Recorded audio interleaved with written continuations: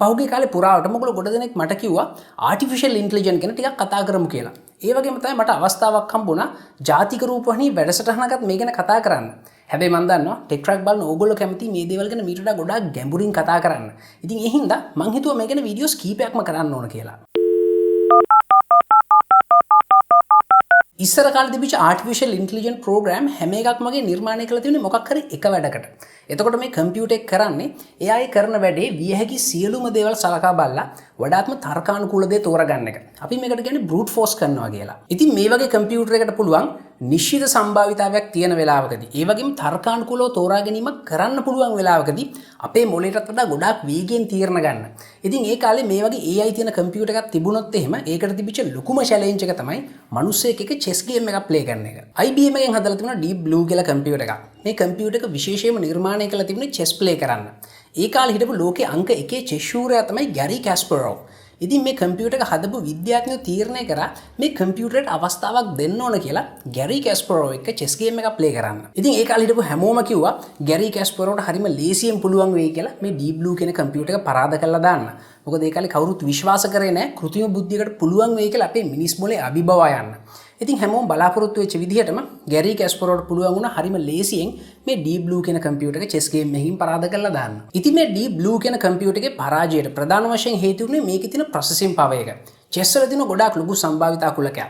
මේ කම්පියුටර් එකට බැරි වුණා මේ සම්භාවිතා කුලකයේම එකපාර බෲට් ෆෝස් කරලා චෙක්මේට් වෙන තැන් ටික හරියටම හොයාගන්න. හැබැයි පස්සේ කාලෙකදී මේ Deep Blue කම්පියුටර් එකේ තියෙන ප්‍රොසෙසින් පවර් එක කීප ගුණයකින් වැඩි වුණා. ඉතින් ඒ හින්දා ඒකට පුළුවන් වුණා මේ චෙස් වල තියෙන සම්භාවිතා කුලකය ඉතාමත් වේගයෙන් බෲට් ෆෝස් කරන්න. ඒ වගේම Deep Blue කම්පියුටර් එකේ තිබිච්ච සොෆ්ට්වෙයාර් සෑහෙන දියුණු වුණා. මේවට පුළුවන් වුණා මේ චෙස් වල තියෙන සම්භාවිතා කුලකේ බෲට් ෆෝස් කරනකොට ඒකට වඩාත් කාර්යක්ෂම ක්‍රම හොයාගන්න. ඉතින් මේ හැම දෙයකටම පස්සේ Deep Blue කම්පියුටර් එකට පුළුවන් වුණා ගැරි කැස්පරොව් පරාජය කරන්න. හැබැයි මේ වගේ කෘත්‍රිම බුද්ධියක තියෙන ප්‍රධානම ප්‍රශ්නේ තමයි මේකට කරන්න පුළුවන් එක වැඩයි. ඉතින් ඔයාලට ඕන නම් මේ වගේ තව වැඩක් මේ කම්පියුටර් එකට කියලා කරගන්න මේකේ සොෆ්ට්වෙයාර් සම්පූර්ණයෙන්ම අලුතෙන්ම නිර්මාණය කරන්න ඔයාලට සිද්ධ වෙනවා. ඉතින් මෙන්න මේ ප්‍රශ්නේ විසඳන්න තමයි මැෂින් ලර්නින් කියන අයිඩියා එක ආවේ. ඉතින් කම්පියුටර් එක මැෂින් ලර්නින් තියෙනවා නම් අපිට පුළුවන් ඒ කම්පියුටරේට මොකක් හරි වැඩක් කරන හැටි උගන්වන්න. ඉතින් මේ වගේ මැෂින් ලර්නින් තියෙන කම්පියුටර් එකකට දේවල් උගන්වන්න පුළුවන් ක්‍රම කීපයක් තියෙනවා. ඔයා සමහරලාට මේ වෙනකොටත් අහලාදී supervised learning, unsupervised learning, reinforce learning වගේ ටෙක්නික්ස් ගැන. හිතන්න ඔයාලට ඕනුනා කියලා මේ වගේ කම්පියුටර් එකකට වැස්ස දවසේ අහස මොන වගේද කියන එක උගන්වන්න. එතකොට ඔයාලට කරන්න තියෙන්නේ වැස්ස තියෙන දවසක අහසේ ඡායාරූප විශාල ප්‍රමාණයක් මේ කම්පියුටරේට පෙන්වන්න. ඒ වගේම වැස්ස නැති දවසේ ඡායාරූප විශාල ප්‍රමාණයක් ඔයාලට මේකට පෙන්වන්නත් පුළුවන්. එතකොට මේ කම්පියුටරේ තියෙන ඉමේජ් රෙකග්නිෂන් පාවිච්චි කරලා ඒ කම්පියුටරේට අඳුර ගන්න පුළුවන් වෙනවා වැස්ස තියෙන දවසේ අහස මොන වගේද කියලා. එහෙම නැත්නම් ඔයාලට පුළුවන් මේ අහසේ ඡායාරූප විශාල ප්‍රමාණයක් මේ කම්පියුටරේට පෙන්නලා ඒවා ගොඩවල් වලට බෙදන්න කියලා කියන්න. ඉතින් මේ කම්පියුටරේ මේවා ගොඩවල් වලට බෙදුවට පස්සේ ඔයාලට පුළුවන් මේ හැම ගොඩකටම ලේබල් එකක් දෙන්න. උදාහරණයක් විදිහට වැස්ස තියෙන දවසක්, වැස්ස නැති දවසක්, කුණාටු තියෙන දවසක්, අන්න ඒ වගේ. ඉතින් මේ ලේබල් පාවිච්චි කරලා මේ කම්පියුටරේට දැනගන්න පුළුවන් වැස්ස තියෙන දවසක ස්වභාවය මොන වගේද, වැස්ස නැති දවසක ස්වභාවය මොන වගේද කියලා. ඉතින් මේ වෙනකොටත් අපි නොදැනුවත්වම මේ වගේ මැෂින් ලර්නින් තියෙන ප්‍රෝග්‍රෑම්ස් විශාල ප්‍රමාණයක් අපි පාවිච්චි කරනවා. මේවට පුළුවන් වෙලා තියෙන ගුවන් යාන පදවන්න, වාහන පදවන්න, ඒ විතරක් නෙමෙයි අපි අහන ප්‍රශ්න වලට උත්තර දෙන්නත්. ඒ වගේම විශේෂයෙන්ම ස්තුතිවන්ත වෙන්න ඕන ඔන්ලයින් ටීමාර්ට් එකට. මම AI ගැන වීඩියෝ එකක් කරනවා කියලා ඒගොල්ලන්ට ආරංචි වුණාට පස්සේ ඒගොල්ලෝ මේ ටී-ෂර්ට් එක මට කස්ටම් print කරලා එවලා තිබුණා.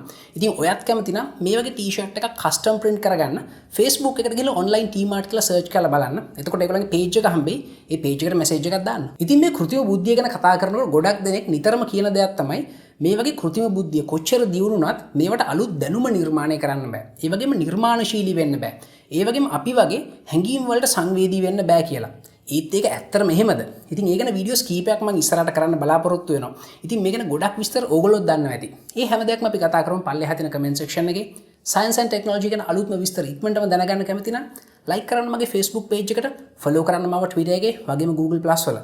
මේ වගේ ඉන්ටරෙස්ටිං වීඩියෝස් තවත් බලන්න කැමති නම් යන්න YouTube එකට ගිහින් ටෙක් ට්‍රැක් ෂෝ කියලා සර්ච් කරලා subscribe කරන්න අපේ channel එකට.